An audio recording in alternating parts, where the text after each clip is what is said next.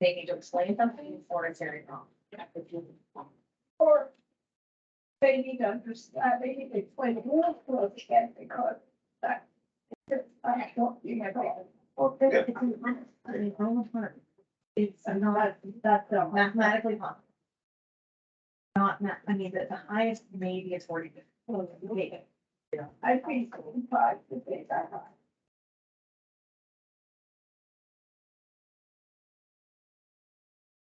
Good morning, everyone. Good morning. How are you, Miss Dale? I'm well. How you doing? I am sick, and I don't know how I managed. I mean, maybe it's the all 4 seasons in a week weather, but I am a little under the weather today. But thank you so much for asking. Hi.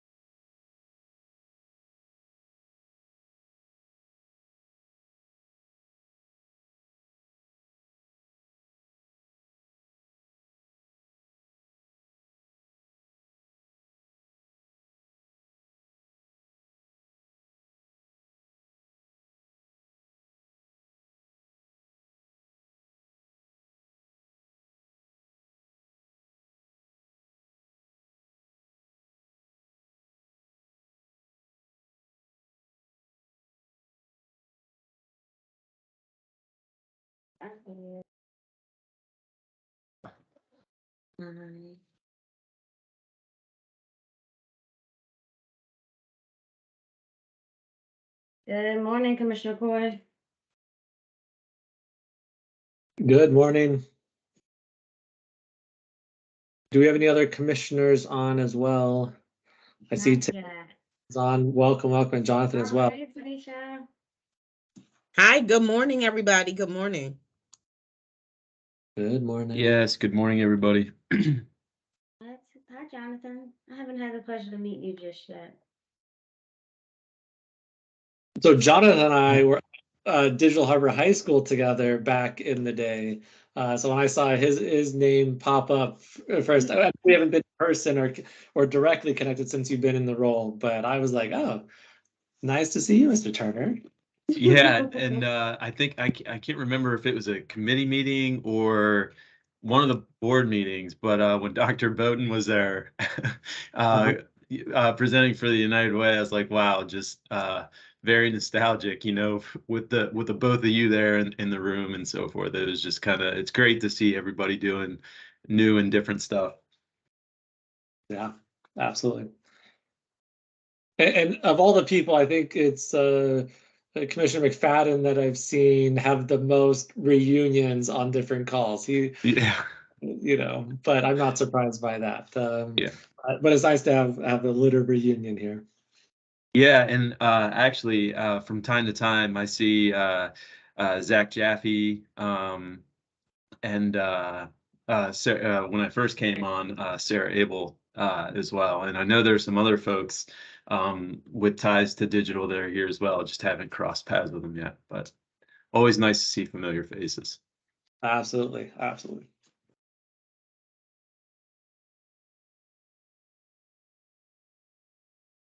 Hey, Chief Nielsen. Hey, Chief Perkins Cohen.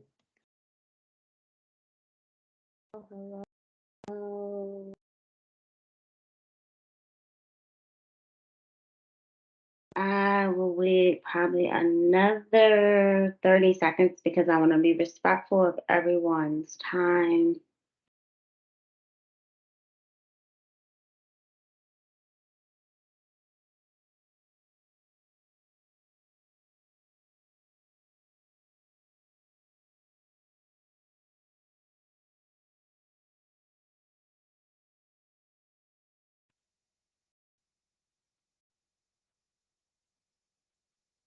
Okay, there's another commissioner here. I will get started For the sake of time. Good morning, everyone, and thank you so much for joining the Operations Committee meeting on today, February 21st, 2023. First and foremost, I want to welcome our newest committee member, Commissioner Ashley Esposito. Welcome to the Operations Committee. We look forward to serving alongside you doing the great work of Baltimore City Public Schools. I do want to share this morning, I am under the weather. And so to rest myself, I am going to toss the baton to Commissioner Coy. So after our first presentation this morning, Commissioner Coy will be leading the committee for the remaining presentations. I will still be listening in, but I will not actively be participating as I need to get some rest for my throat, not just rest. We all need rest. And so we are going to kick off this morning. Also to my colleagues, I'm going to ask that you keep your questions until the end of each presentation. Again, we have a very full agenda, so some of those questions may need to be submitted in writing. But without further ado, I don't think anyone else joined us from the board side. Oh, we have Commissioner Reed. Good morning, Commissioner Reed. Sorry to be late. I had problems. No worries. Right on time. Thank you. We are just about to launch into our first presentation of the morning, pipeline work update on principals, teachers, and district office. Good morning, Ms. Dill. Good morning. Good morning, everyone. Let me.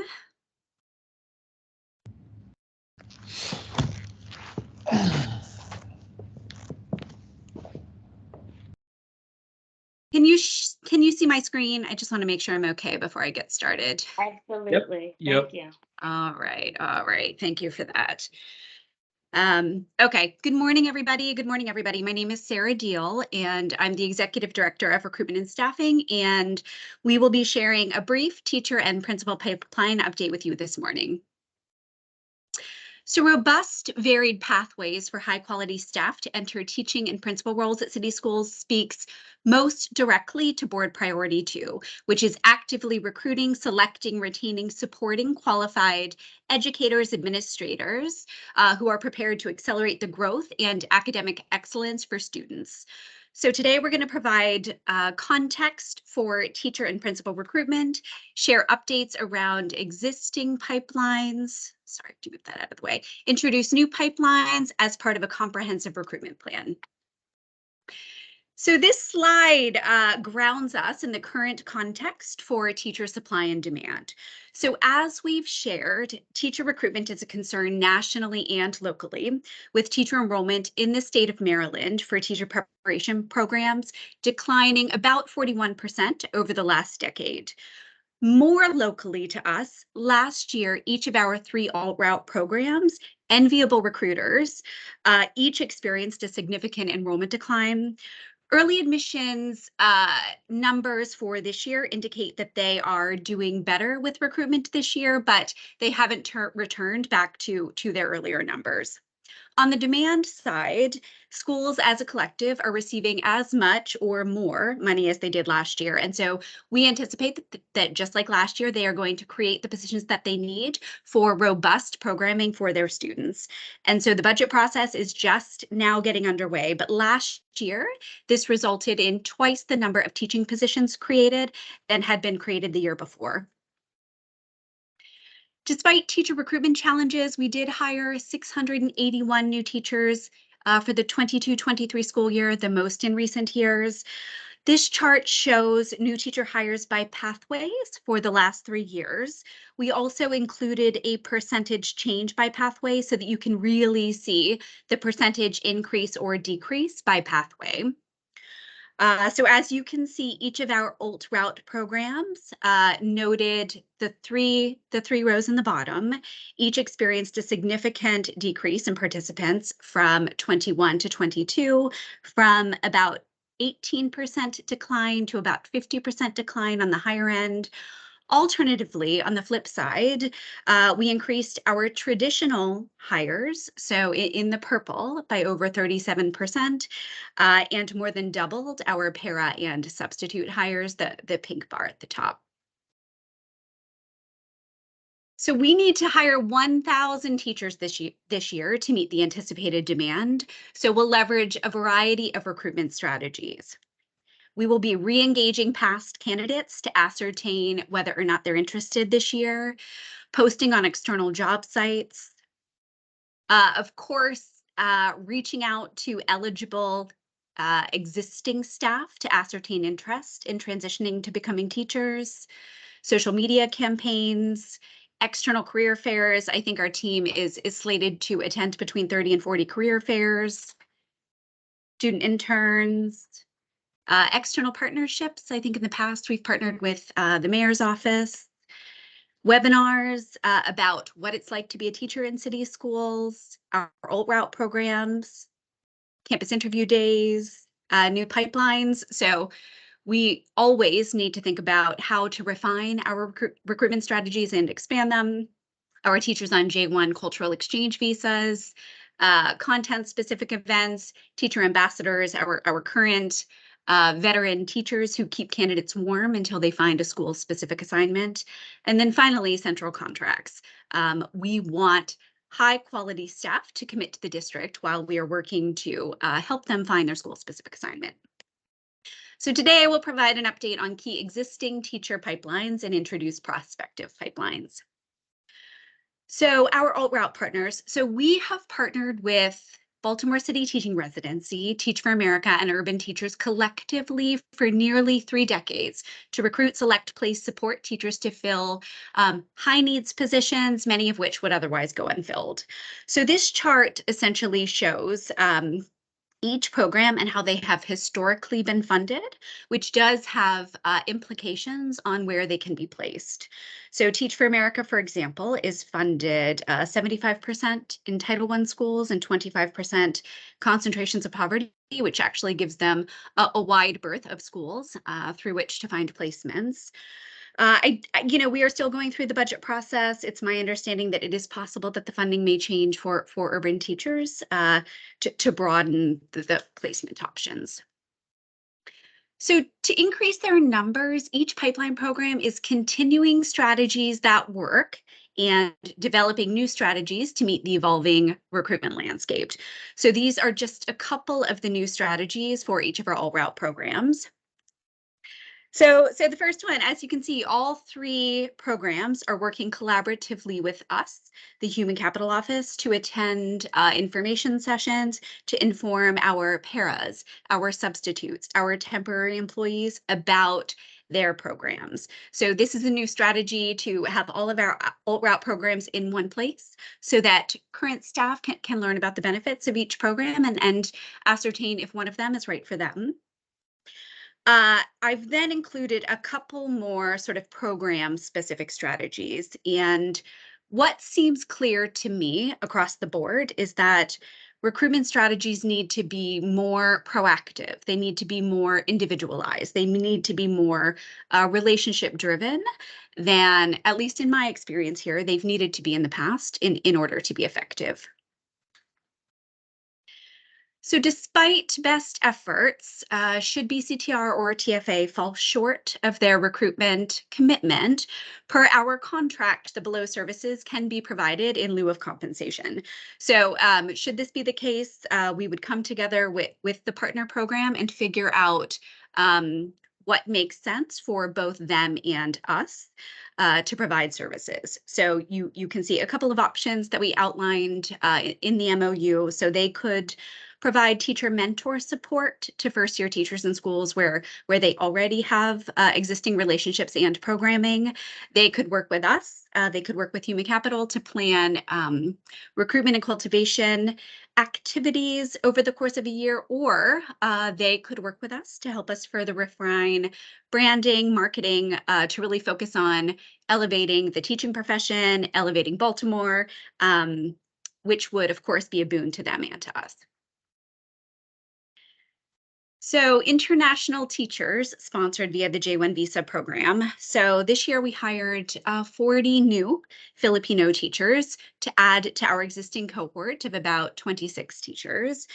And we initiated the RFI process, request for information, to really ascertain which sponsoring organization would best allow us to influence the terms of the partnership and get what we need. And I believe that we've received about 3 or 4 different submissions from that RFI process, and we are sort of currently reviewing what the submissions are to determine which partner or partners we would like to partner with moving forward.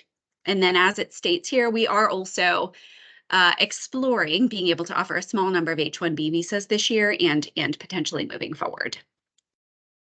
Student interns. So interns currently in our schools. So we, of course, value the experiences of our student interns and provide an expedited hiring process to retain them with city schools.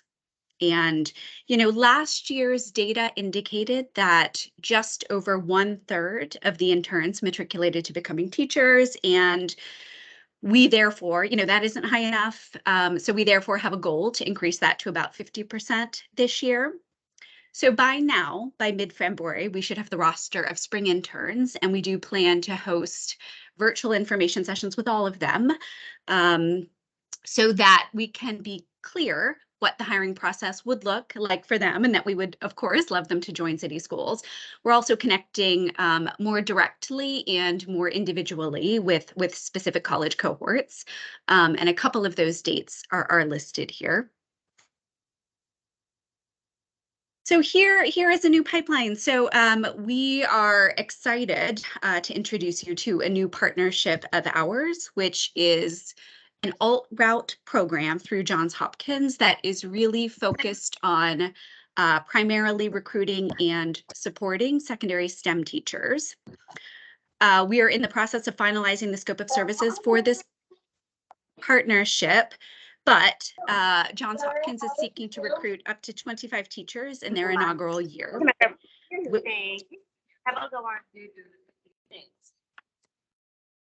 Okay, sorry, I couldn't see anyone, but I can hear some noise. Where, like UT, they would complete the residency year in their first year and then receive extensive support and coaching through the 5-year commitment. And what's also exciting about this is Johns Hopkins is still working to figure out the financing, but they really are seeking for this program to be debt-free for students, or as low fee as possible, so long as the students remain in good standing. And here is a newer pipeline that we are exploring, a substitute to teacher pipeline. So this is a pipeline that also leverages Johns Hopkins. That we're also in talks and communications with UMGC, who is working with Coppin, to recruit existing undergrads to serve as substitutes, both serving to provide a small cadre of substitutes who receive support, and exposing those students to what it is like to work in schools with the goal of potentially enticing them to become teachers. So it's my understanding that Substantial, which is a partner listed there, has experience doing this work in other districts, and that we've recently connected Johns Hopkins with UMGC and Coppin to explore the possibility of sort of partnering together and streamlining what could be support to us. So just as you need all puzzle pieces for a puzzle to be complete, we certainly need to be pursuing every single strategy that is listing there, among others, to give us the greatest chance of hiring up to 1,000 teachers this year. So here's a brief update around principal hiring. So principal hiring projections. So we anticipate needing to hire approximately 15 new principals this year and needing 30 or more principal-ready candidates in order to do so and give schools some choice. So even though we do anticipate needing 15 new principals this year, we estimate that 25 schools will be participating in the principal selection process. And the difference between the 15 and 25 is those principals who may be interested in pursuing another school assignment, and of course supporting our principals who are currently at closing schools to identify another opportunity for them. Here are some key statistics around the principal pipeline from last year that led to the principals this year. So last year we screened 176 principal applications to yield 22 principal ready candidates, as evidenced by passing the assessment center. So you can see the sort of funnel from application to those who became principals this year. So 176 screened, 32 participants at the Principal Assessment Center yielded 22 who passed the assessment center. And of those, 12 became new principals at the start of this year, and 8 remained in the eligibility pool. The difference, the two, so principal eligibility is good for 2 years. So 2 of the candidates, their eligibility expired. So here are some key statistics around principal pipeline year to date. So for this school year, principal assessment centers have been scheduled on February 3rd, and the sort of results below, March 3rd and April 14th. So as you can see here, principal applications as of January 8th, which was the deadline in order to be able to potentially participate in the February 3rd Principal Assessment Center. 28 screened in as eligible, 15, 12 attended, and 6 passed the Principal Assessment Center on February 3rd.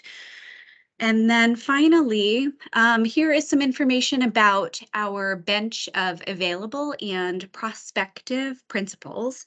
So in addition to recruiting externally through LinkedIn and other platforms, the educator pipeline and induction and human capital teams have been conducting observations of promising assistant principals and principal residents to ascertain principal readiness.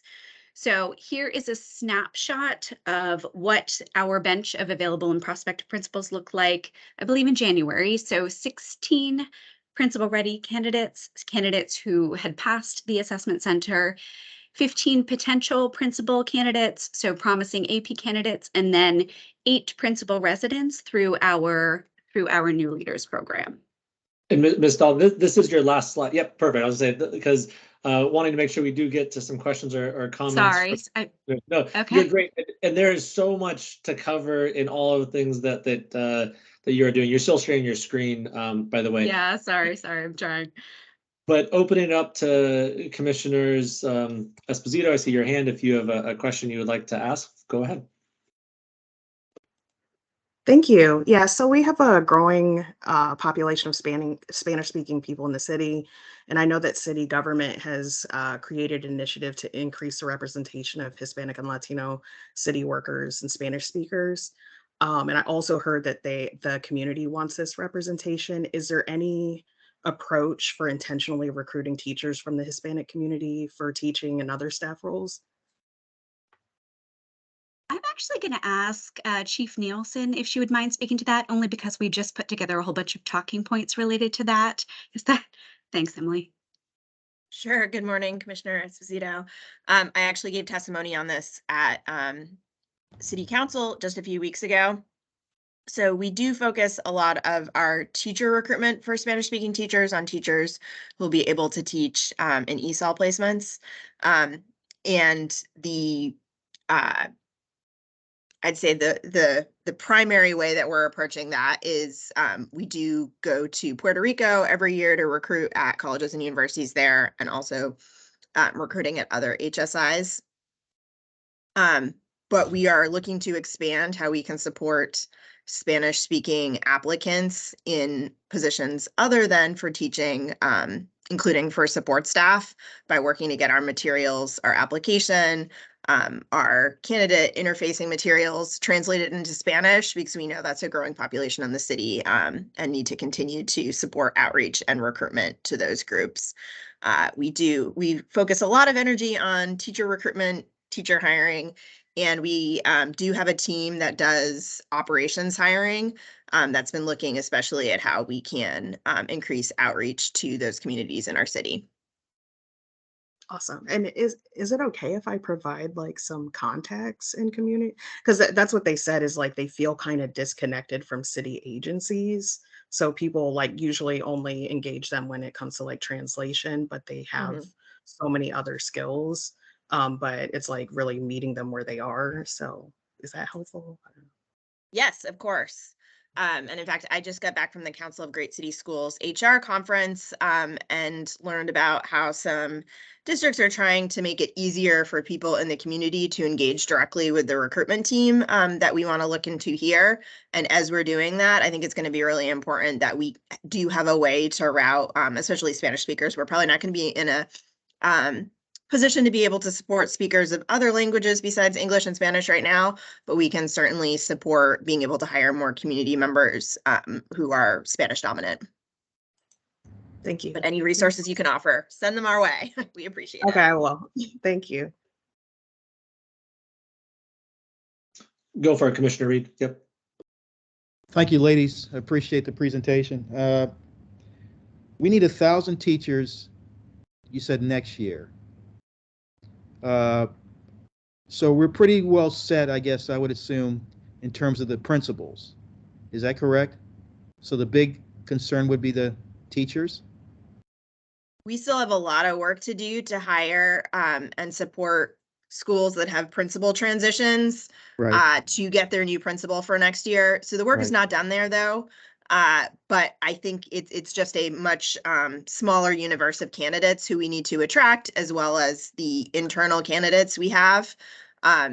Although we are hoping to dramatically expand our paras and our subs and our temps and other employees becoming teachers and retaining a higher number of our intern teachers to become teachers of record at city schools. The magnitude is just much greater in terms of the number of people we need to recruit and select for teachers, and that's why we focused it on it in this presentation. When you look at the paras and the substitutes, how do they make the move from being paras and substitutes to teachers?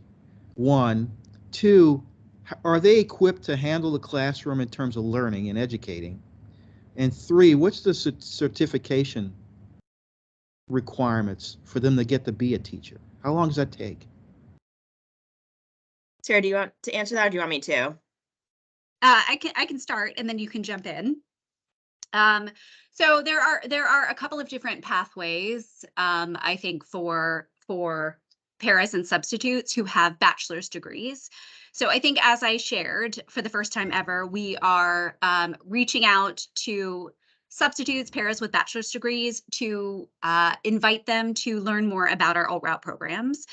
Additionally, though, paraeducators, substitutes, anybody with a bachelor's degree could be eligible to become a teacher through the conditional certification route, where it depends on what their college credits are and what they're interested in teaching. But while they are teaching, they can enroll in a university program and essentially obtain the pedagogy coursework at the same time that they're teaching. So we do hire a number of teachers via the conditional certification route, and paras and substitutes with bachelor's degrees who have a certain amount of credit are certainly eligible for that pathway as well. I forget what other questions you asked. I don't think I answered all of them. Did I miss? Okay, Andrew, just one more. A friend of mine told me, I guess this could be all wet, that you guys have a great, robust plan to work with Hopkins in terms of getting those two programs you talked about. But is it true that the MDSE hasn't signed off on it, so you can't do it? Do they have to sign off on this kind of stuff? Yeah, so my understanding is that we are currently still waiting on MSDE to officially approve the MAP agreement, but Hopkins is following up, and we're hopeful to get sort of official approval shortly. So there's anything this board can do, commissioners can do to help expedite that, or is it going to be okay?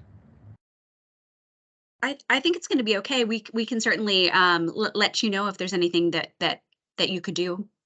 I mean, because it sounds like a no-brainer. That's why I asked that. Yeah. We've received positive signs from MSDE, but Commissioner Chaudhry is personally reviewing all new MAP agreements. So those are the Maryland approved alternative programs. And I think historically it had sort of been a little more of an anything goes mentality with the MAPs. And Commissioner Chaudhry really wants to make sure that he's only approving high quality programs that are going to produce city teachers who can be effective in the community and city schools and in other LEAs. And so he's just taking a much more detailed approach to approval than in the past. Thank you, ladies. Yeah, one additional question that I had as a follow-up to what Commissioner Reed was asking is specifically around the paraeducators becoming regular educators in the educators of record in the classroom. How is the district working with BTU on some of that pathway development? Could you speak to that for a minute? We know that BTU is also very excited about expanding opportunities for our staff who aren't degreed, their members in PSRP who aren't degreed to get a degree. They've been having some conversations with universities. We're trying to partner with them as well as the university. Like, we're particularly interested in the new school that Coppin has set up to support adults who had started pursuing a degree and had a pause in that to be able to restart. So it's a continuing ed program, but we still have work to do with our university partners as well as BTU. We are looking beyond PSRP, though, that we want, if there are staff who are not degreed who want to pursue a degree through tuition reimbursement in order to become a teacher in their career at city schools, to be able to do that. Yeah, I appreciate that. And Commissioner Reed, I think you picked up on this, but you might have joined a minute late. Commissioner Roberts is a little under the weather, so saving her voice and asked me to help make sure we're moving we're moving along. And on that point, I guess any last questions for this first presentation? Commissioner Esposito, I see your hand is still up, but that might have just been lingering.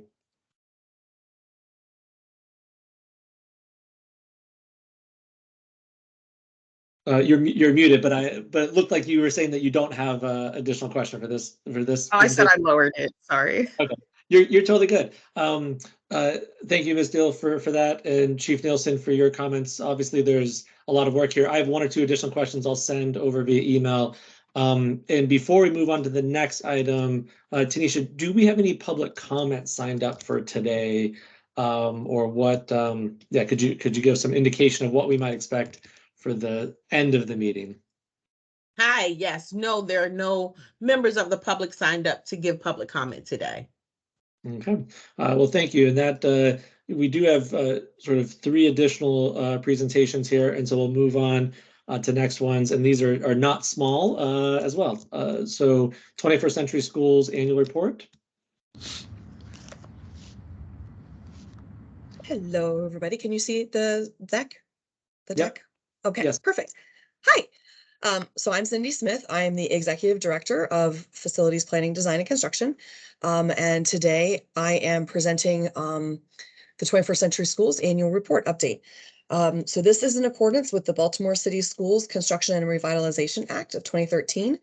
21st Century Buildings Program is required to provide an annual report, which should have come to you in addition to the slide deck.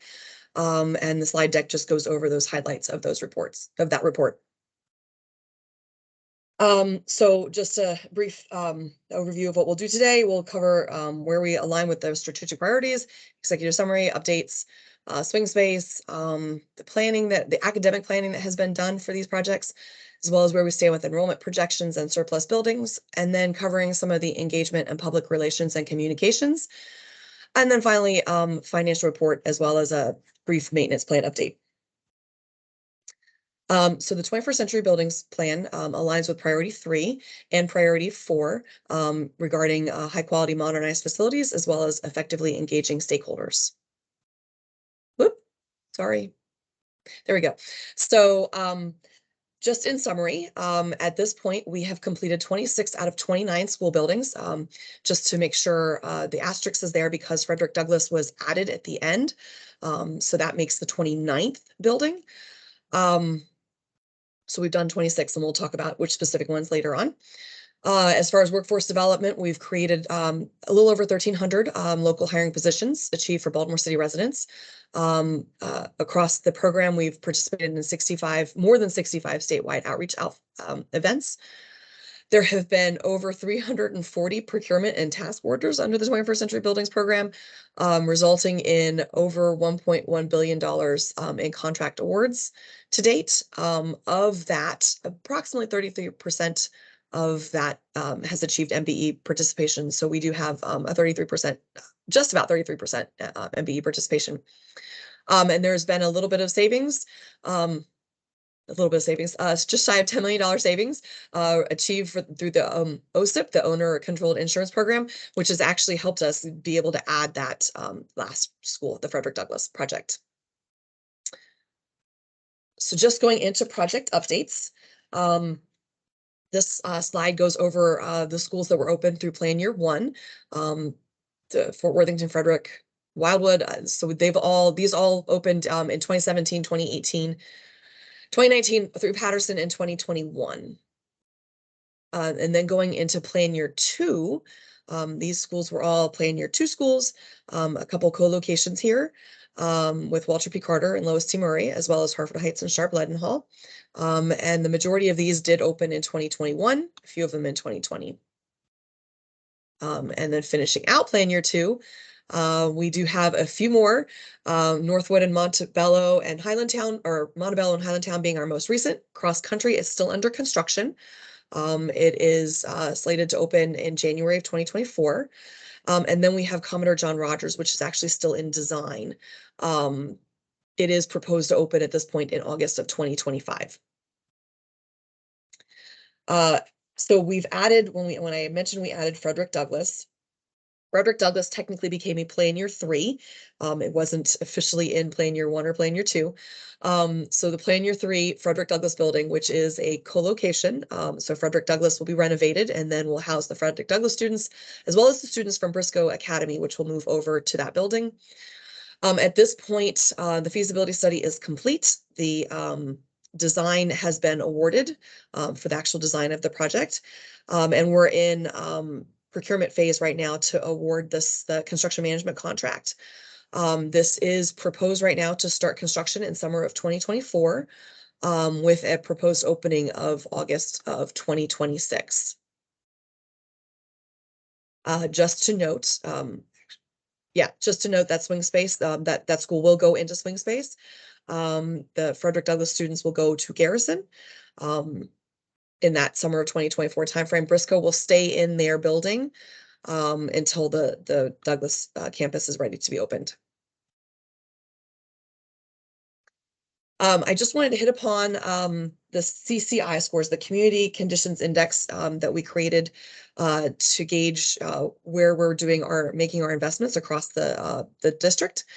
So they have been, kind of fairly well divided between the different CCI scores, with 11 of them to date, 10 buildings, 11 schools of them to date in our lowest investment areas, and 6 of them in the high investment areas, with 5 and 8 being in between. So we've been pretty good about dividing, making sure that it's spread across the entire district. I do want to hit upon, because there is such an interest, in regards to all of the capital projects that we're doing. I will note that we do in the CIP, we'll also be doing an annual 21st Century Projects. And it's an all-encompassing update when we do that later in the spring. But to hit upon some of the non-21st Century Schools projects, in particular the high schools, because you'll have seen that we only mentioned we only mentioned Frederick Douglass, but we actually have in the queue, of course, Baltimore City College, which is through the Built to Learn funding. We also have Poly and Western, which is also through Built to Learn. And then we have a variety of projects through the CIP, such as Furley, and then Edmondson and Ben Franklin, which are in feasibility study. So this slide just hits upon some of the initiatives that have been done that aren't 21st century projects, that are still major renovations and replacements. When you're reviewing the actual document, you will not see these listed in there, since they are not 21st century projects.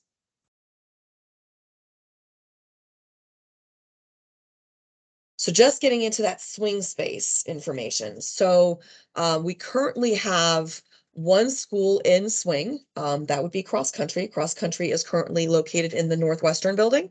They are anticipated to move out of there in December of 2023 for the January 2024 opening. Commodore John Rogers is actually slated to move into their swing space, which is the southeast building on Fate Avenue, this coming summer. So they'll be moving in and will stay in swing until 2025 when their building is scheduled to be completed. And that is a full replacement project. And then Frederick Douglass, of course, as I mentioned, is going into Garrison in summer of 2024, and they will stay there until 2026 at the end of their project, when their project is completed. And that's when Briscoe will move in, as I mentioned.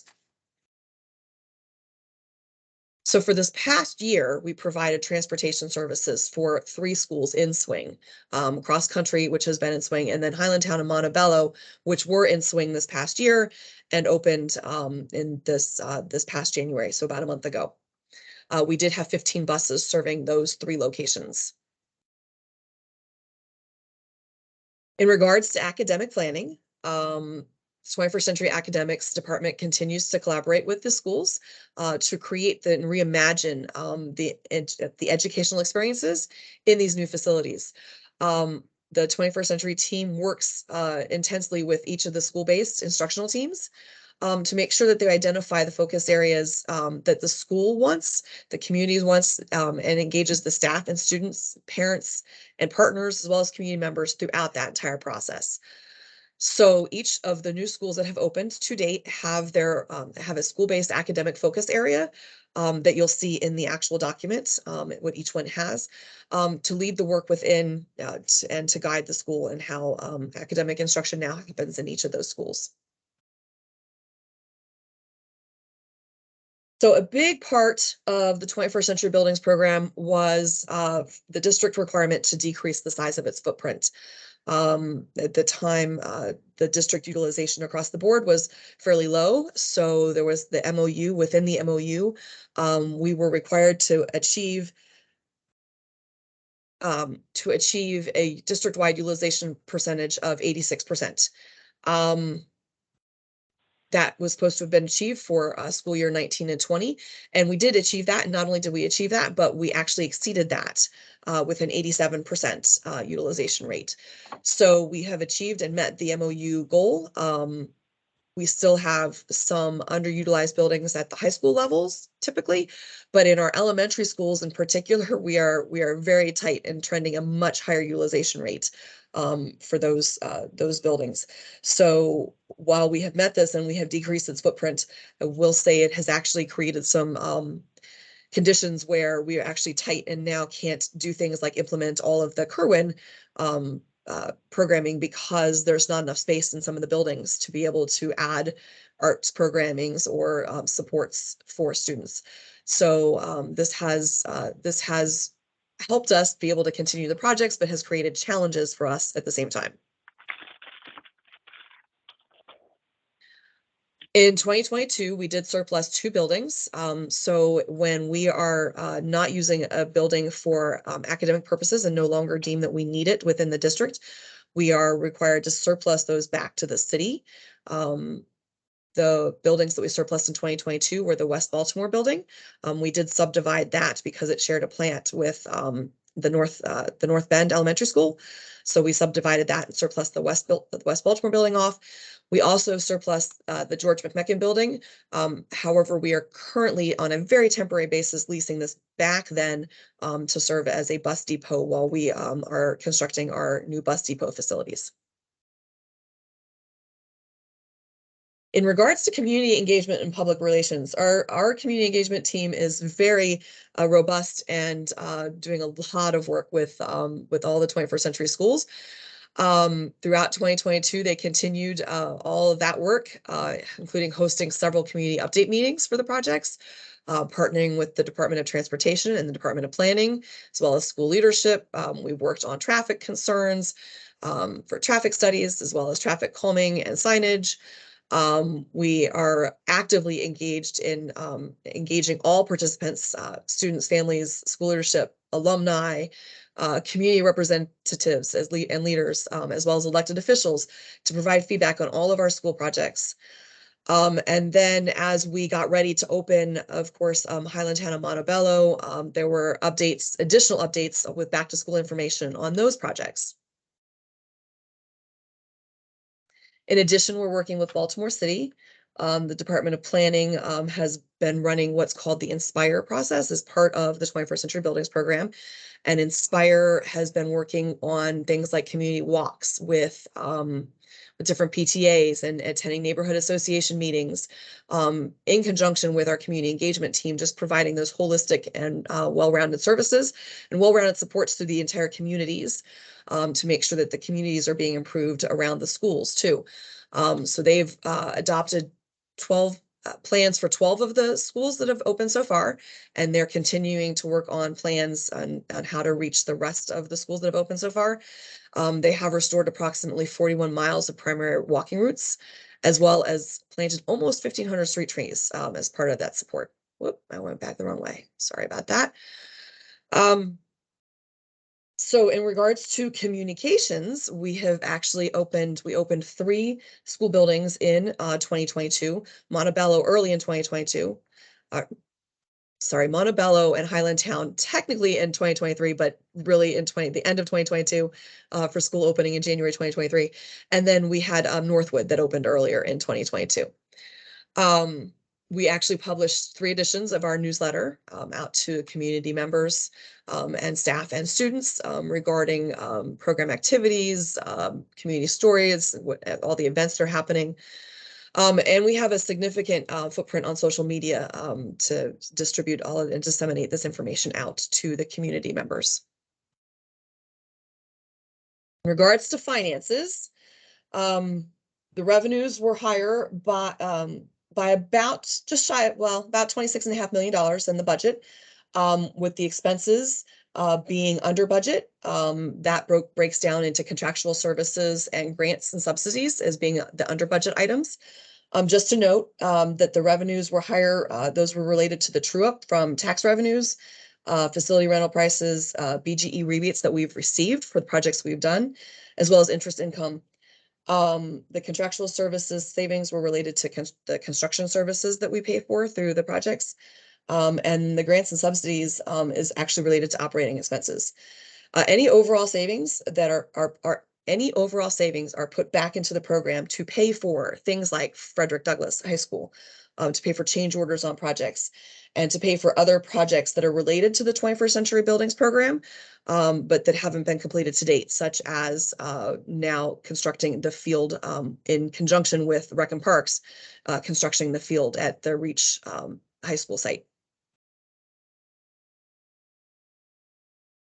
And then finally, in regards to the maintenance plan, we are continuing to work on updating the comprehensive maintenance plan, the CMP, when we use acronyms, to describe the strategy for maintaining our schools annually. We continue to provide that plan for maintaining our buildings and demonstrate that progress with the IAC. This is another metric that the IAC is really tight on watching us on, to making sure that we are maintaining the buildings appropriately. So we provide a strategic overview of the facility maintenance program throughout that and throughout this process to continue to maintain the buildings. And I tried to keep it brief so we would stay on time. So if you have any questions or comments, I can sit for them now, or you can reach out to me. No, thank you so much, Ms. Smith, for that and for the speed you went through. Commissioners Esposito, Reed, any questions that either of you have? Yes, go for it, Commissioner Esposito. Thank you. This might be a complicated question. I'm not really sure, but do you know if the MOU for the utilization agreement was established based on the population at that time? And has there been any thought about whether or not, what happens if we get to 100% utilization? And because I see efforts around the city to increase residency in the city. So I'm wondering how that factors in, or if anything's happened with that. So I can attempt to answer some of that. I was not here when the MOU was written, and I actually don't know that, other than maybe Alice, Chief Perkins Cohen. I'm not sure that and I don't even know if she was. So I don't know that any of us that are still here were around when that MOU was written. I believe that the MOU was really targeted around, of course, the population and the population trends. You know, we have to do a 10-year forecast, you know, a 10-year enrollment projection. And the 10-year enrollment projections at the time were trending downward. And the school's capacities were, of course, larger than they are, you know, and it's particularly at the high schools. We have a lot of extra seats. I'm just going to say we have a lot of extra seats typically showing at the high schools, not so much at the elementary schools. Maureen is on the call, and she is our planner. She might be able to jump in with some additional information if we can do that. Yes. Yes, please. Good morning. So yeah, the MOU is really more about, we committed to surplusing 26 buildings, and we committed to meeting a certain utilization. And while Cindy's accurately said, like, a lot of our elementary middles were over 100% capacity, the extra seats are really at our high school level, and they're at these larger buildings that are it's difficult to you can't just chop off the part of the building that you no longer need because you used to have a giant high school, now you got a smaller high school. So it's a lot more complicated. So while district-wide, I don't see us surpassing that 100% because our enrollment trends are still slated to go down. Baltimore City lost a huge number of people with the most recent round of census. So we anticipate our population to continue going down over time. So overall, we do not anticipate the total number of seats exceeding that 100%, but it's really more how we strategize, knowing that our elementary middles are often overutilized, while our high schools and standalone middles are underutilized. Yeah. Yeah, it really is a balancing factor. We don't want to be at 100. We wouldn't ever want to be at 100% across the district because that's too tight. Like, that's never a goal. Really, you know, 86% is really, it's a pretty tight goal, to be honest. So it's really now balancing it. And I guess, like, as a follow-up, yeah, she mentioned that you guys had looked at the census, and I did see that there's pockets in the city where there is going to be an influx of, like, future kindergartners. So I'm wondering, I don't know, like, yeah, I don't know. I'm trying to, like, think of, like, the big picture, like, where did those students go? Especially because elementary school tends to be, like, local community schools. Well, and I will say too that that's part of the factor, and one of the things that we look at. We just did the annual schools, what used to be portfolio review, the annual schools review. We're all members of that group as well, to make sure that we are, you know, considering all of these things as well as we're looking at any of those things that we need to do. Commissioner Reed, any question from your way? I'd just like to thank Cindy and her group for using wisely the scarce monies that they have to do a lot of stuff. Thank you. We appreciate that. I mean, you only funded 10% of what you really need, so Yes. keep fighting the fight. Thank you. We will. Yeah, I was gonna say, it sounded like a little bit of miracle working, more revenue, less expenditures. So Ms. Smith, I'm sure Chief Washington, Chief Doherty, and the whole team have, like, been instrumental in making that happen, but absolutely great to see. I do have one or two sort of either comments or questions. Maybe the comment first. Thank you for including the map that showed where and how around the city these investments are being made. You know, especially knowing the history of redlining and the historical disinvestment, the racist sort of history there, and seeing how the investments that are being made here are intentionally sort of going into those communities and the prioritization that's happening there. I know that was intentional from the beginning, and the buildings that have gone out. So thank you for that. One other sort of I guess comment or opportunity, if you want to make a comment on, I noticed that later in the procurement agenda, Furley Elementary has a sort of significant item on the agenda. I saw it in one of the lists, but perhaps especially for the newer commissioners, myself and Commissioner Esposito, that would not have been here in past. I don't know if you want to say anything sort of related to the procurement item that's coming up, but as it relates to the history that this has been part of the planning process for some time.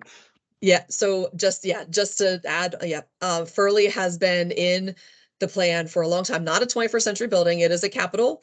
So it's through the CIP. So it's through that very slim amount of money that we get, right? And so it has taken multiple years to build up enough state funding to have enough money to do it. But the Furley building is in really bad condition. It's structurally unsound. Those poor students have been in swing for, I believe it's 6 years now, while we have fought with state officials to get the funding for this. It is finally funded, designed, and ready to start construction. So the procurement item on later today is, of course, the construction award. And so we are super excited to bring yet another community, another new building. And we just did that groundbreaking just a couple weeks ago to be able to start that process. Wonderful. Thank you for that. Yeah, Commissioner Esposito, did you want to make another comment or question? Sorry, I lost it. No, you're fine. If you do, I'll come back. One or two other additional questions that I had. This might be a pretty quick one, and maybe more. I know Chief Perkins Cohen was thinking about this as it relates to city, but your comment about Department of Transportation as it relates to City College. I know there were some issues with the sidewalks around that building and some of the water seepage. Any progress with DOT on what they can do while that building is being under construction for the internal repairs that we are doing and students are in swing space? For the actual City College site, I would have to follow up on that and get back to you. I'm not sure where we stand with DOT on that. Okay, Commissioner. Sorry about that. No, you're totally fine. I just remember Councilwoman Ramos had brought that up as a concern from the community. So it was more of just, you had jogged my memory on that, but it was not contained in the project. That's okay. Yeah, I'll follow up. Yep. Commissioner Esposito? Yeah, I was wondering if there's any, like, I know y'all are having difficulty getting things fully funded, but in advance, like, are there any plans to secure funding for maintenance, like maintaining like all the work that's being done, just so that it, like 30 years from now or whatever, it doesn't end up being a situation where, either we're having to be creative about where we're finding the funding and it's taking out of like classroom level stuff, or we have to like build new again because it's just like, gotten crazy. Well, and excellent. My chief just joined us, and I think she's probably going to have an answer for this one for us. Good morning, everyone. So in terms of the maintenance, I will say that when the 21st Century Building Program funding was secured, right, through the legislative process, there was a commitment that was made by the school board, the commissioners, who we basically stated that we would increase the maintenance budget by an additional $3 million every year for a 9-year period of time. So when the 21st Century funding was provided, the maintenance budget was about $15 million. And so we have been slowly increasing that budget to support the existing infrastructure and also to support the 21st Century buildings. And I will say that, yes, it still comes from the general fund pot. But from the state side of the house, they provide capital dollars. It is not, that's for new construction and renewal of systems. It's not for the maintenance. Okay. And I'm wondering if there's like an argument that could be made that it's for the sake of like historical preservation in a way. Like, I mean, because there's a lot of not necessarily 21st century schools, but some of the older ones like City College. And like, to me, those are kind of like landmarks. So it's not like the same way we would maintain like City Hall or like all these other things, if there's a way to creatively support like the maintenance because of, the value that it adds to the city as a whole. And I will say, just add onto this question a little bit is, as it relates to the IAC and some of their work, is there anything that we as commissioners can do to support such that the maintenance and these things, that we're not disproportionately negatively impacted by kind of how they're structured and not supporting us historically? So any thoughts there that what we as commissioners can do to help you all? Because you're certainly working miracles. So one of the things I will say is that the IAC that organization is set up to provide capital funding dollars. And the requirements around capital funding dollars is that it has to have a 15-year life. It has to have a dollar amount of about 250,000 and up. And so when you start looking at those types of requirements, maintenance doesn't fall under that, right?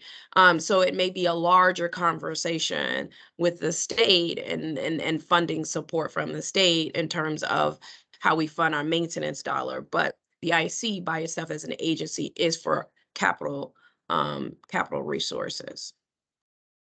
And I'm just going to jump in and answer Commissioner Esposito's question that she put in the chat. So the IEC is the Interagency Commission on School Construction. It is a commission, used to be called Public School Construction Program. It's been a variety of different names, but it basically is what gives or allocates the money that the state governor provides for capital programs. They allocate it across the LEAs. Thank you for adding that context. Thank you. And LEAs being the local education authority. Local education agencies, all the districts. Yes. Yeah. We use a lot of acronyms. Yeah, I was a state employee, so I'm like, oh, Yep. yeah. Okay, well, thank you so much for the presentation and for the work, not just the presentation, but for all the work that goes into making this happen. Let's move on to the next item, the agenda. We have, I guess we'll move to the supplemental appropriation item before then the blueprint plan, but I guess you all tell me if that's the right order for what you're anticipating. Yes, good morning. This is Mary Ann Cox. I'm the Deputy Chief Financial Officer. And I am presenting, I'll present first, and Cindy Smith is on hand to answer any programmatic questions. But to give you the accounting mechanisms, this is a request for board approval of a supplemental appropriation. The funding for this supplemental appropriation comes from the assigned fund balance of the general fund. And it will provide funding appropriation to the capital projects fund because it's related to a capital project. So there's certain accounting criteria that determines where we place our capital projects, as Cindy Smith just said, and Dr. Washington. Repair and maintenance are not considered capital type projects. So it's only for the ones designated for capital projects that are reported in the capital projects fund. So what this request is that we're asking board approval for is a transfer from the general fund assigned fund balance. I'd like to give you a little context on the accounting mechanism that does this. We have a board policy DIG, and that's for fund balance. And according to DIG, the CEO, as the board designee, has the authority to place items in assigned fund balance on behalf of the board. Please remember that we also submit our proposed items in assigned fund balance to our external auditors because it must also meet certain accounting criteria as well. So the CEO, as the designee, may place them in assigned fund balance, but whenever we want to use it, we go to the board again and ask express permission to move the money from general fund assigned fund balance over to, in most cases, the capital projects fund. So that's what we're doing today. We're requesting board approval of a 2023 supplemental appropriation in the amount of $900,000. So we want to transfer that from general fund assigned fund balance to the capital projects fund. This $900,000 request relates to two elevator projects. One is at Garrett Heights and one is the George Kelson building. So just a note, this request will be the final amount transferred from the general fund assigned fund balance that was held for elevator projects.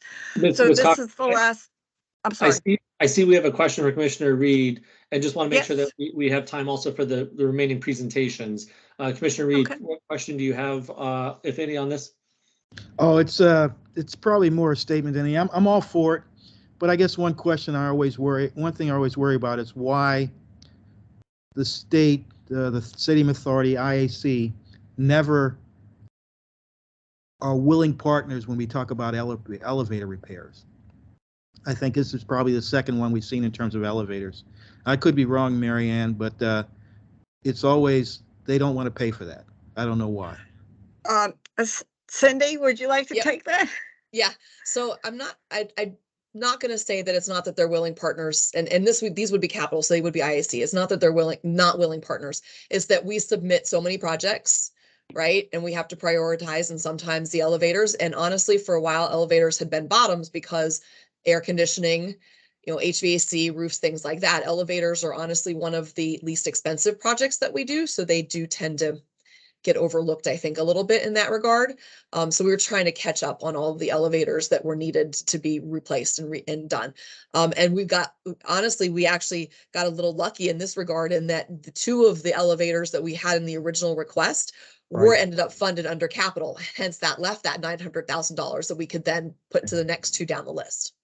So I guess the key you pointed out is elevators tend to be lower tier in terms of the requests. So therefore it shifts from yeah. Okay.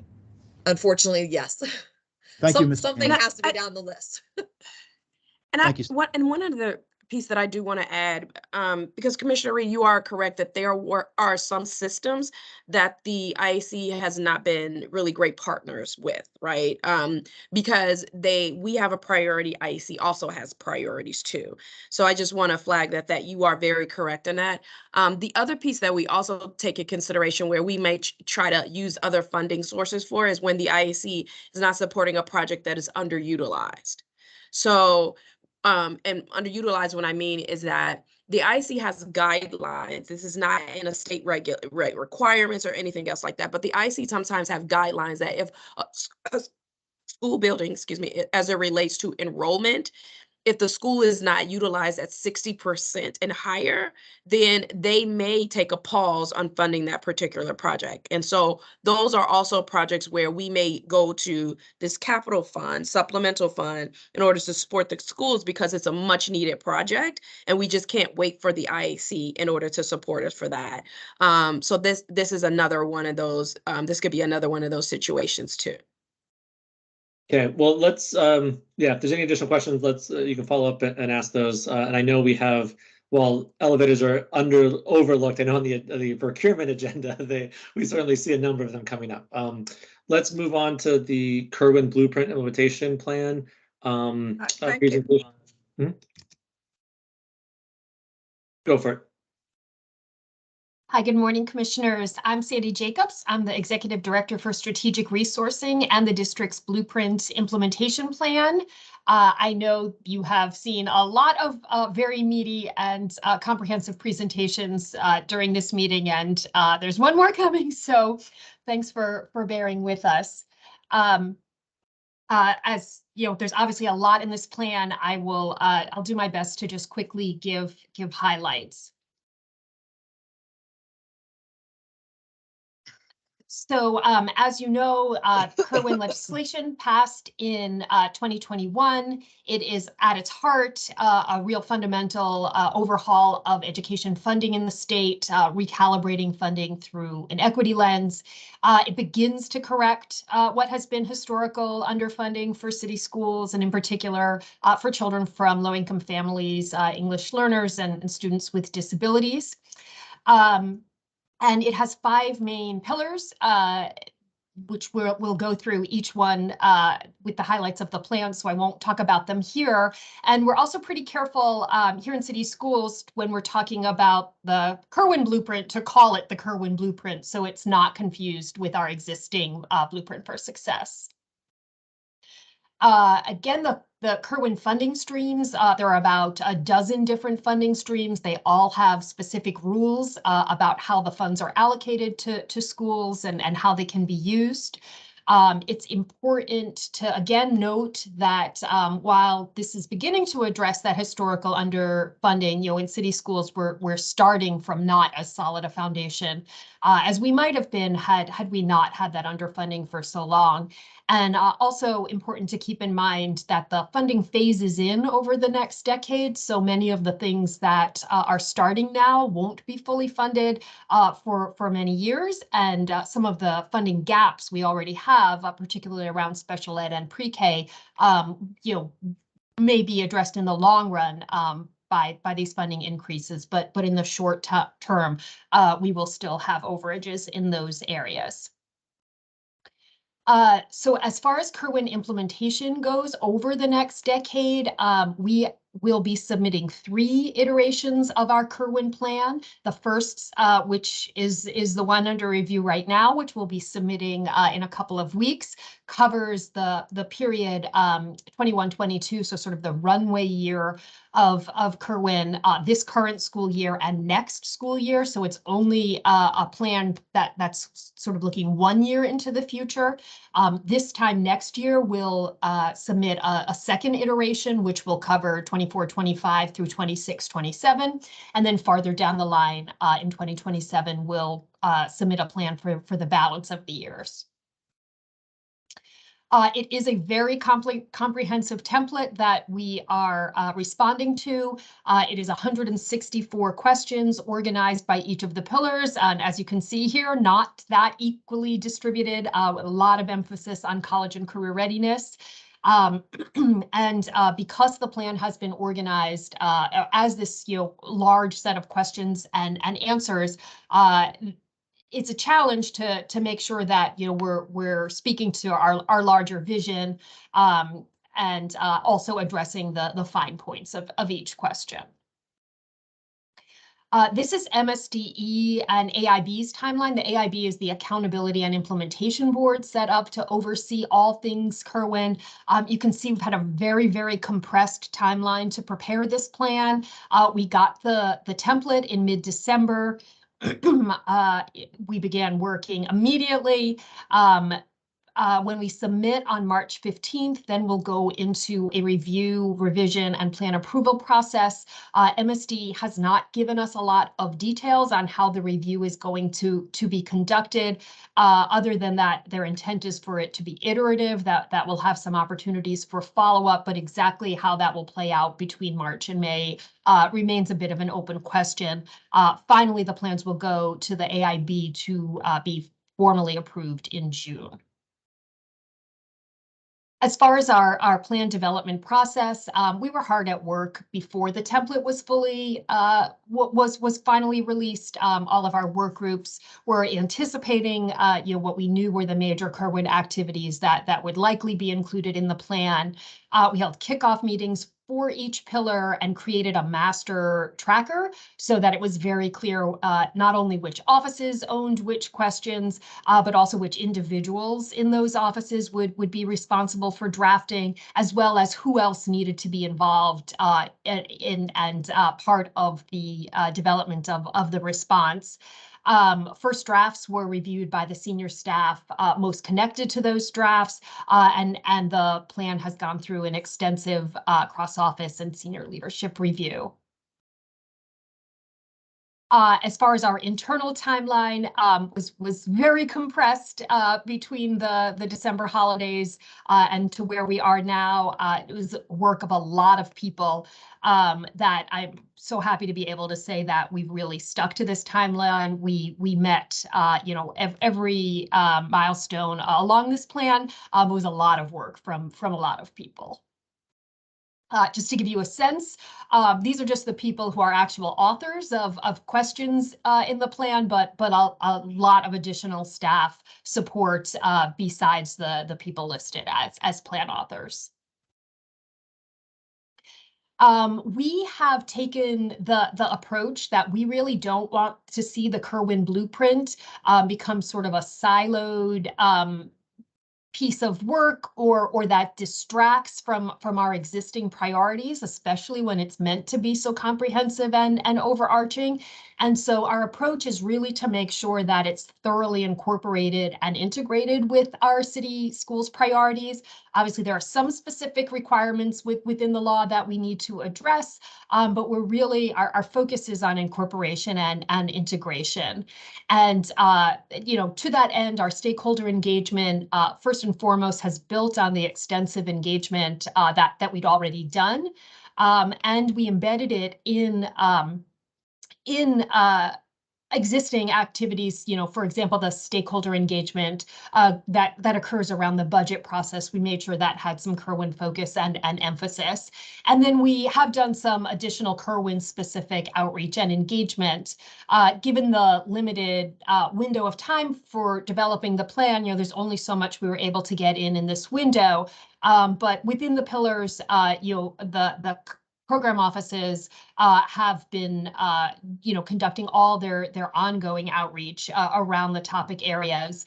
We held 2 Kerwin town halls in January where members of the community could come get some more information from content experts on our team and also get questions answered. We had a feedback form for the town halls. We posted the recordings. We've also done some larger stakeholder engagement, specifically around the career ladder that is part of Kerwin, although won't be phased in until a little bit down the road. And finally, the plan has been posted for public comment on our website. It was posted as of Friday, and there's a feedback form for that as well.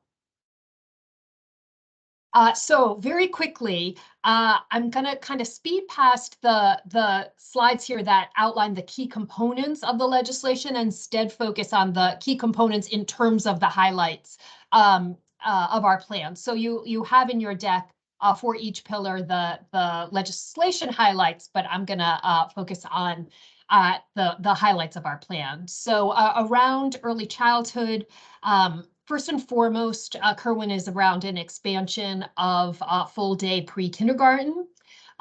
Here in city schools, as you all know, we are already serving a very large percentage of eligible 4-year-olds in our pre-K program. So we're really in a little bit of a different frame than a lot of other school districts around this piece of Kerwin. We will be asking for a waiver. There is a requirement that for this year that 30% of pre-K seats are offered by private providers. Given the very large number of students we're already serving, that would require us, one, to you know, actually move seats from our schools to private providers. And, you know, there just isn't that ready-made set of providers ready to take on that number, given the scale we're already at. So we will be asking for a waiver of that, which is built into the legislation. We're exploring partnerships to make sure our current pre-K para-educators will be able to meet new certification requirements that are built into Kerwin. We will be offering supports to our private providers and are taking initial steps towards the central enrollment system between public and private seats that is envisioned under the law. But of course, important to note, you know, pre-K is one of those areas where our costs will continue to exceed funding, at least in the initial years of implementation. Oops, sorry about that. The other part is expanding family supports. We have 2 new Judy centers coming online this year. We won't be applying for any further for 23-24, but we do envision further expansion in 24-25. You know, trying to manage the resources and making sure we're providing good supports to the number of centers we already have before we expand even further. My track wheel on my mouse just got very sensitive. This is not wanting to advance now. Oh, there we go. Okay, so looking at pillar 2, which is about high quality, diverse teachers and leaders. Again, I won't focus on the requirements of the law, but you have that in your deck. First and foremost, building on the presentation you heard from Sarah Deal and Chief Nielsen earlier, we describe all of our both recruitment and hiring challenges, and our approaches to overcoming those challenges are described in the plan. As far as increasing the rigor of teacher prep programs and licensure requirements, that's really primarily an objective that plays out at the state level. But we are looking on building on our existing partnerships to create pipelines and expand the pipelines in hard to staff subjects. Also continuing what you heard earlier, along with how we can continue to grow our Grow Your Own programs. There is required under Kirwan a new program to support and encourage teachers to earn national board certification. We have a new coordinator position that is handling all of that. In terms of our outreach to potential candidates, we've put special emphasis on teachers who are often underrepresented among national board certification teachers to make sure we are that our cohorts are diverse and reflect both our teacher body and our student body, and are providing really an extensive set of supports. The compensation pieces don't really kick in until a little farther down the road, but we are asked to speak to them in the plan that we'll be submitting. We do not anticipate a problem meeting the 10%. It's a requirement for a 10% salary increase between the time frame of school year 19-20 and school year 23-24. We do not anticipate any challenge in meeting that. And then there's a new minimum salary requirement that kicks in 26-27 that no teacher can earn less than $60,000. We don't anticipate a problem meeting that either, but we do note that these have, ripple effects, beyond what is anticipated and funded in the law. We want to make sure we are maintaining competitiveness with other districts which are going to have the same, salary increase and minimum salary requirements. So we have quite a bit to analyze and consider before that, especially the minimum salary piece goes into effect. Turning to Pillar 3, again, I'll skip past the components of the law, but you do have it here in the deck. The plan asks, part of the reason, if you remember that from that graph, that Pillar 3 has so many questions compared to the other sections. The plan asks us for a really in-depth discussion of our current strategies around in both English language arts and math, which aren't so much impacted by Kirwan requirements as much as we're sort of laying the groundwork for making sure that all students will be college and career ready. In this iteration of the plan, we are only asked to talk about our ELA and math strategies in grades K through 5. The plan we submit next year will include grades 6 through 12. I can't even imagine how much longer the plan would be if we'd had to include grades 6 through 12 now. But knowing how familiar you all are with our ELA and math strategies, we didn't include that here, but it is all outlined in the plan. What the second part of the plan focuses on is specifically the college and career readiness standard that is put into place by the law. And so we're asked to make sure that we have pathways for students who are not meeting the college and career readiness standard by the end of 10th grade, to make sure we have individualized plans for those students and individualized supports, including a variety of time options, right, so that students can access the additional supports they need at a variety of time periods, making sure that schedules are modified so that students can both continue to access the courses that they need to be on track to graduate, but also the courses that they need to make sure that they will be able to meet the CCR standard. The law also envisions a specific program of study for students who have not met the standard to help get them there, and specifically developed with higher ed partners, and we're in the early stages of those conversations. Then the second part is first, how are you going to get everybody to the CCR standard? And then the second part is once students have met the CCR standard, that there should be post college and career readiness pathways where they are either earning college credit or on their path on a path to an industry certification. And here, we describe all of our programming in the plan in pretty great detail, including how we make sure that students have good information about the various pathways that will be in place. Beginning next year, we will have, in partnership with the Mayor's Office of Employment Development, a career counseling program that will be in both middle schools and high schools to help students explore these pathways before they get to the point of CCR, of meeting the CCR standard. And then, our college preparatory programs primarily center around our AP courses. Our dual enrollment programs are at both University of Baltimore and Baltimore City Community College. There is no cost for any of these programs to students or their family, including fees.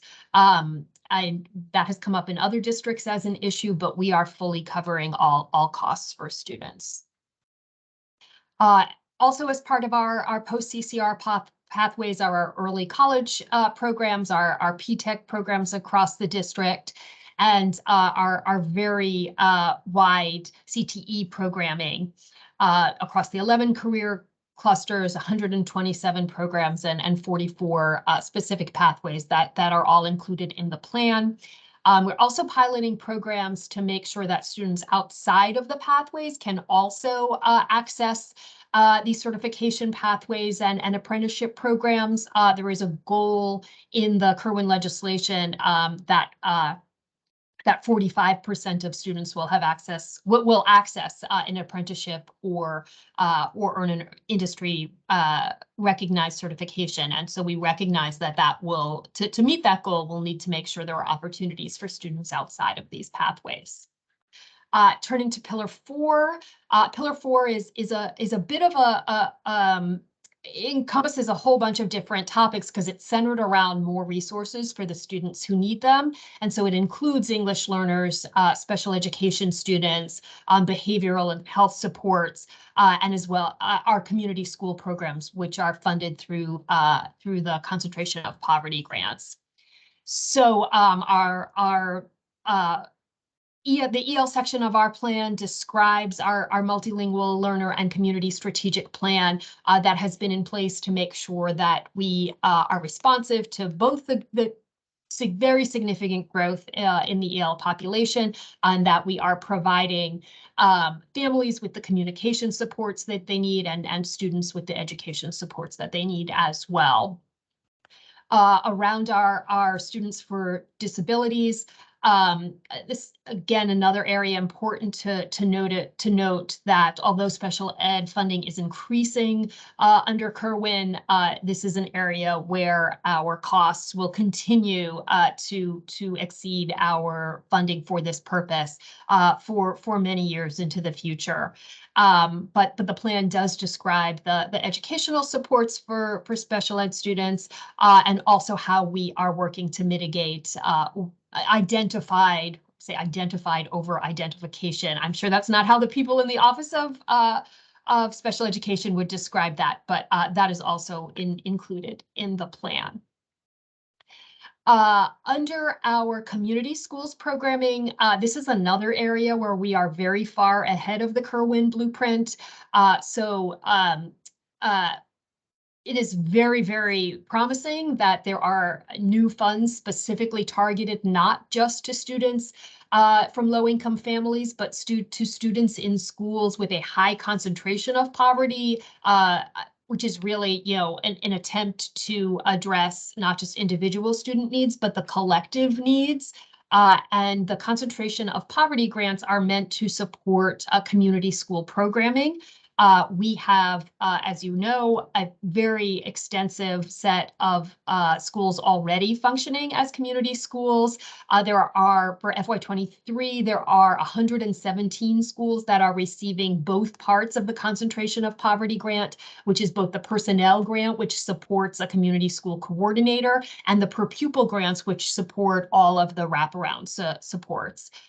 We also list in our plan, when we pulled together the list of community supports, there are over 950 organizations supporting our community schools. We had to get special permission to attach that as an artifact and not include the 950 in the plan, because we would have been well over the page limit if we did that. And then lastly here, about our behavioral health supports and student health services, we describe the student wellness support teams in each school and the external partnerships that are also providing those supports in schools. Finally, on the last pillar, which primarily is about governance and accountability. It talks about the establishment of the accountability and implementation board, and about the expert reviews that will be monitoring implementation in schools. That isn't really what we're asked to speak to in our plan. What we're asked to speak to in our plan under Pillar 5 is one, how we went about developing the plan and how we are going to monitor and plan for implementation. So we have described all of the processes and structures we have in place to make sure that we're meeting our implementation timelines and milestones and deliverables.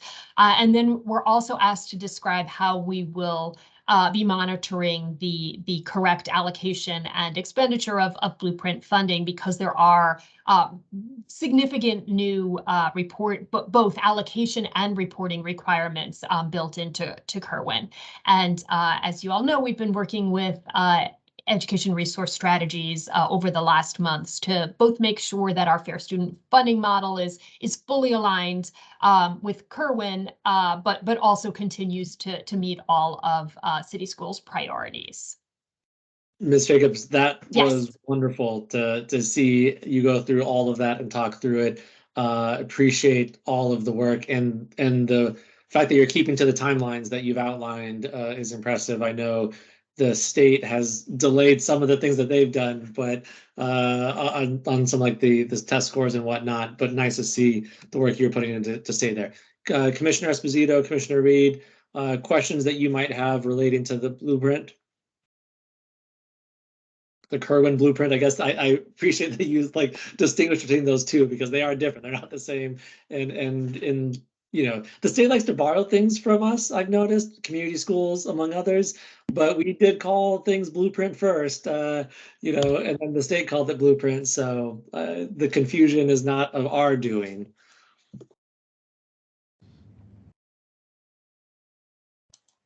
Commissioner Esposito, go for it. Yep.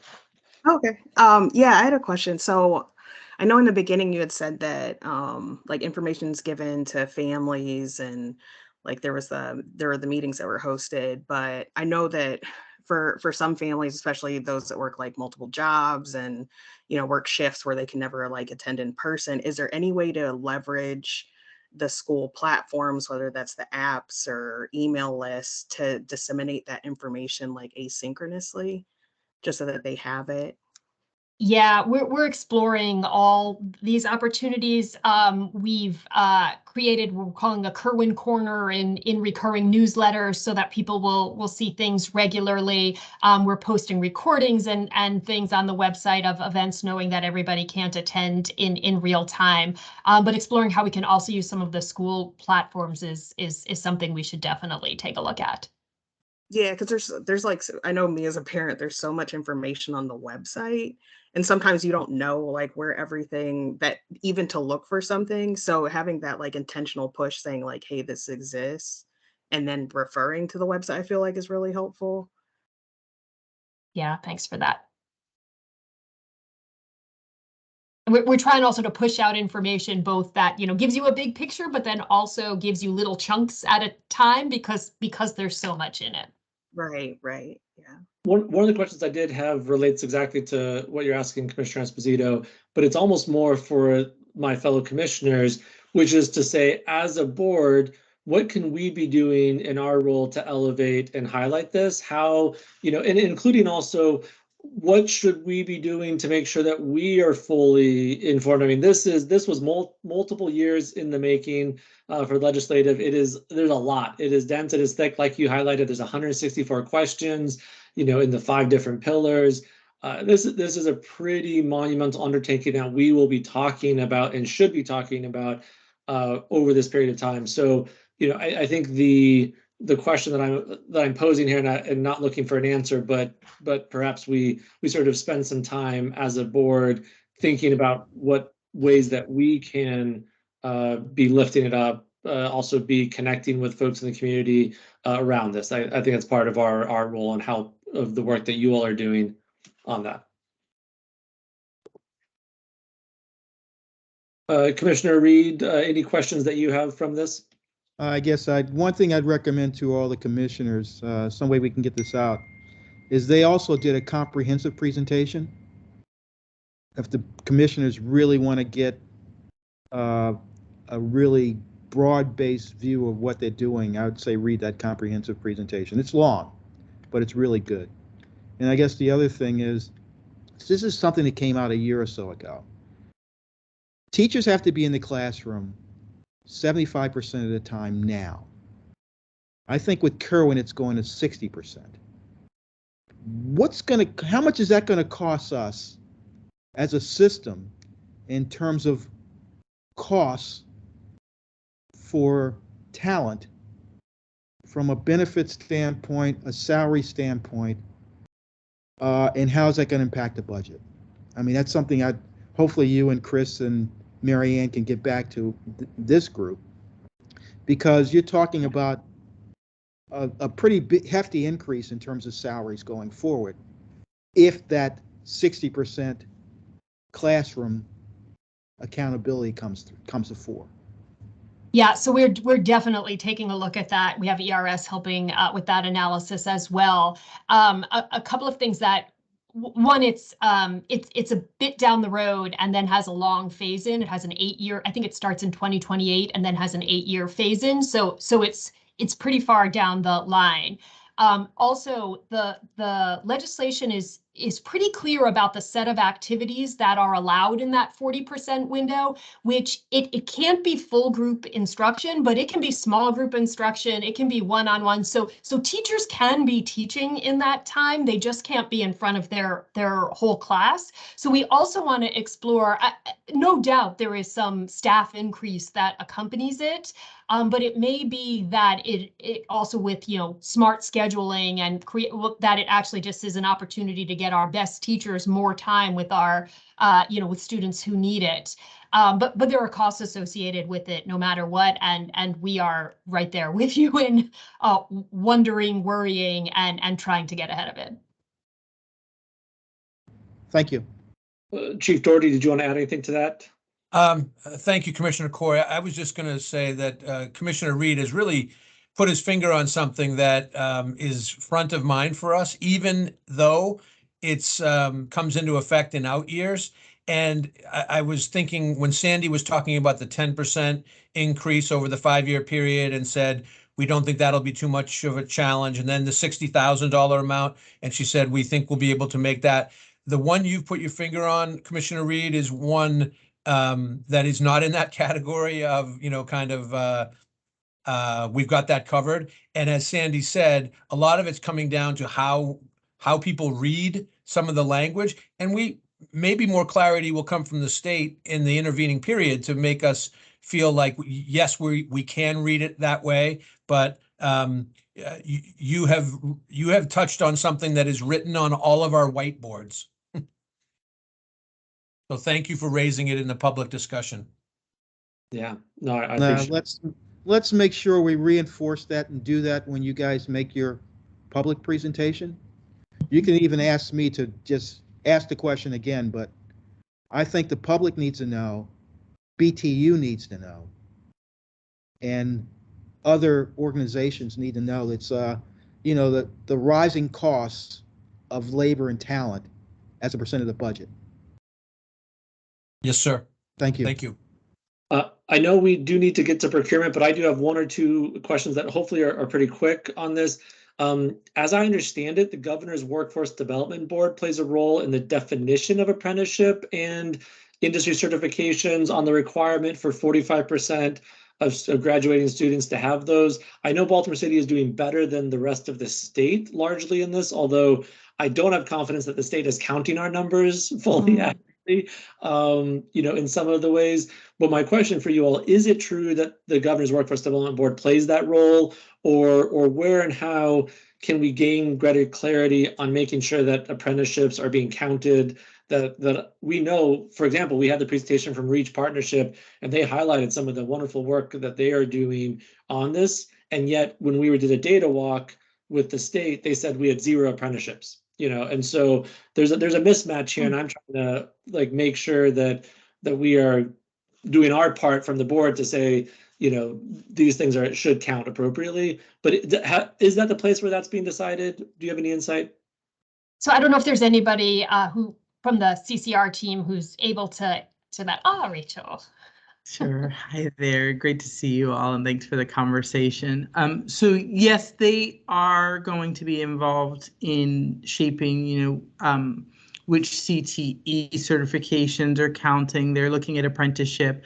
Part of what the state is requiring for the youth apprenticeship model is 450 hours of paid time that students do. And for a variety of reasons, students that we have had who have done apprenticeship, things that might be experienced as apprenticeship outside of the state's kind of model, have just not met every single piece that the state requires in order to count it as apprenticeship. And so we've tried to be very tight about what we call apprenticeship, just so that we align with their model and don't create confusion. But you're right, in terms of experiences, we may have a young person who spends 10 weeks working at a location, but maybe they're not getting that 450 hours with the exact amount of training time that the state requires, or maybe the company hasn't filled out the exact paperwork in order to be registered. So we're still moving forward with the aim of expanding state-approved apprenticeship programs while not limiting the opportunities that we provide our students at the same time. Yeah, I appreciate that. And yes, certainly want to make sure that we're doing our part to help support that, as you all are doing the hard work and that good things are happening there. Any other questions that I have? There's one that's more just on federal policy, but let's move to the procurement agenda for sake of time. Tanisha, turn it over. Well, not to you, but I guess to Ms. Matthews. Yep. Good afternoon. I'm Shabray Matthews, the Director of Procurement, and we have 7 procurement items for consideration.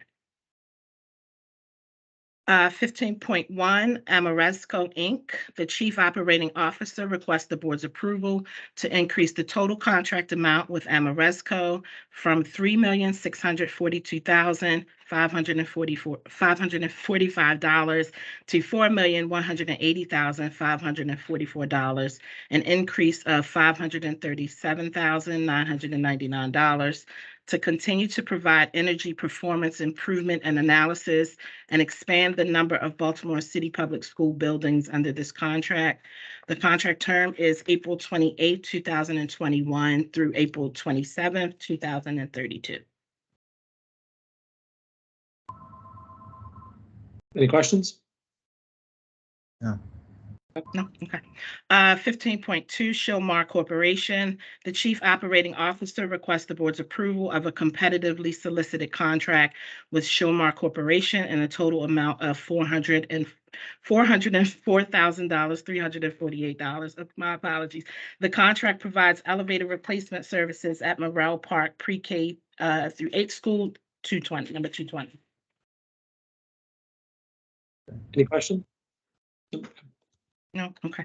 15.3, Shilmar Corporation. The Chief Operating Officer requests the board's approval of a competitively solicited contract with Shilmar Corporation in the total amount of $393,548 to provide elevator replacement services at Garrett Heights Pre-K through 8 school number 212. Any questions? No. Yeah, I talked about elevators earlier, huh? Yeah, Commissioner Coy, can I ask this from procurement? We're going to see Chilmar going forward. We're going to see Cole Roofing going forward. We're going to see Nichols. We're going to see Towson Mechanical. Is there some way we can get a ledger of what we have done, and expect to do in aggregate, the name of the firms and the timelines for these procurement items? Because we tend to see a couple of them, at least 3 or 4 times a year. So how can we get like an aggregated number in terms of what they've done, what we expect to do, so we can have like a running list of how much we're spending on this stuff? Okay, and would you like that to accompany every agenda going forward? I would defer to the chair in terms of the best way we should see this or utilize this. But I know it's like, because it's it adds up. Chilmark adds up in terms of the total number we're spending, but I don't know what the total number is. Okay, so Commissioner Coy, we'll reach out to you to get it figured out, so we can have a path forward. And I'm just sitting in for Commissioner Roberts, so you can you can work with her, but I'm happy to be helpful. I have a similar question, but yeah. Yeah, I just like. All right, we'll work on that and then get it figured out. Okay, but I'm okay with everything we're voting on, Mr. Chair. All right, so 15.4, Cole Roofing Company and Rough Roofing and Sheet Metal Inc. The Chief Operating Officer requests the board's approval of a competitively solicited contract with Cole Roofing Company and Rough Roofing and Sheet Metal Inc. to provide roofing system maintenance, repairs, and replacement services to Baltimore City Public Schools on an as-needed basis. The estimated annual contract amount is $2 million. The contract term is March 1st, 2023 through February 28th, 2026, with 1 2-year renewal option. I did have a question relating to this one. It's less about the particulars of what they are doing and what they are contracted to do, and it's more a question about Rough Roofing generally. As I recall, last public board meeting, we received a donation from them in the amount of I think it was like $40,000. And I guess my question here is the timing of these two things. Was there any connection between the two, and just trying to understand the relationship, if any, there? I see. Cindy. Yeah, Cindy there, or it was coming on and off there. Yeah, I wasn't sure when I saw Maurice come on. I wasn't sure if he wanted to take it or if I do, because this actually spans between maintenance and design and construction. So that's why I figured I would take it.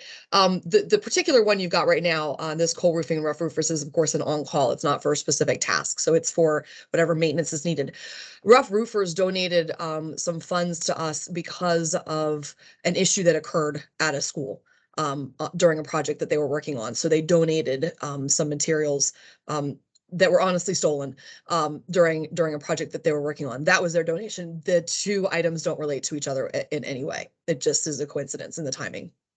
Okay, no, that additional context is helpful, and I appreciate that. And well, unfortunate on their end for what sounds like might have happened.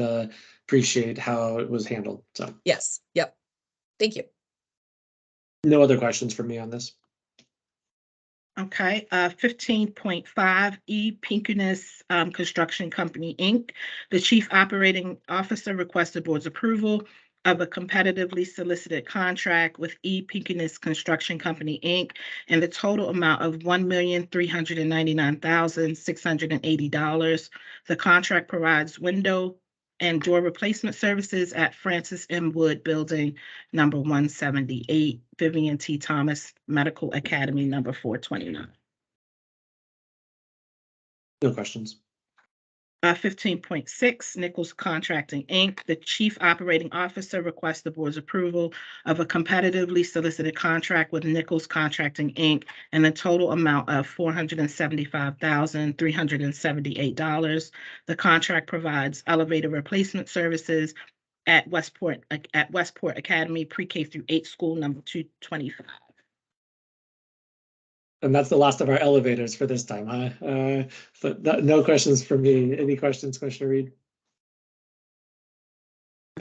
15.7, Towson Mechanical, Inc. The Chief Operating Officer requests the board's approval of a competitively solicited contract with Towson Mechanical, Inc. and the total amount of $54,503,120. The contract provides replacement construction services at Furley Elementary School number 206. Only thing I'll say on this one is it did give me a chuckle looking at where it says replacement school at Furley Elementary. Like that's what we just like went to the store and bought one of those. But no, it is a huge item, and obviously we spoke about it earlier. Thank you for all the work that has gone into finding the funds for this and what that means for the community. I have no questions about that. Okay. Commissioner Reed, any last questions? I think it's the last item on our procurement list, is it not? Yeah, it is. I'm fine. Thank you. All right. Thank you. Have a good day. Yeah. Okay, well, it is 12:16, so we're a minute over, but thank you everyone for the work and the items that are presented here, and we made it through everything. Hopefully Commissioner Roberts finds my facilitation helpful in this, and hopefully she gets better soon. And thank you, Commissioner Esposito and Commissioner Reed. We will see you all at the next meeting. Great job, Mr. Commissioner Corey. Thank you. Everyone have a good day. Thanks. Thanks, everybody. Thank you. Bye, everyone. Thank you.